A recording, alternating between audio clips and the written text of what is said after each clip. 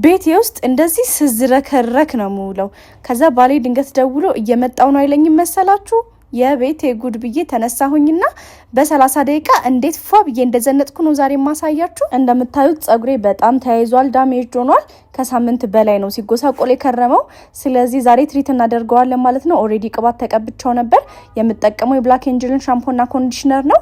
ከሰልፌት ፍሪም ስለሆነ በጣም ቆንጆ ነው። ጸጉሬን ትሪት ያደርግልኛል። ኮንዲሽነሩንም በደንብ አድርጌ ነው ማለቀልቀው። ከዛ በኋላ ጸጉሬን አበጠርኩና ቅባት ቀባውት ማለት ነው። ከዛ የምጠቀመው የብላክ ኤንጅልን አይላይነርና ሊፕ ላይነር ነው። እንደምታዩት በጣም ብዙ አይነት የሊፕ ላይነር ሼዶች ስላሏቸው ለሁላችሁም መሞከር ትችላላችሁ። ለሁሉም ሼድ ይሆናል። ከዛ ከንፈሬንም ተቀባው። ግን ማለት ነው እውነት እያመናችሁኝ ነው። ግን እውነት እንደዚህ ቪዲዮ የምትሰሩ ሰዎች ግን እንደዛ ነው ህይወታችሁ። ባሪ ሊመጣ 30 ደቂቃ ቀረው ተብላችሁ ተነስታችሁ እንደዚህ የምትቀባቡናም ሰዎች እውነት እንደዛ ነው የምትኖሩት? ታው እንጂ እውነት አንሻወድ። እኔ መጣም አልመጣም ምንም የምቀይረው ነገር የለኝም። እንደ ቀኑ ውሎዬ ነው። እንደዚህ ሆኜ ጠብቄው አላቅም። እውነቱን ለመናገር ሺቴን እንደለበስኩ ቀን ሙዴን ሆኜ ነው የምጠብቀው።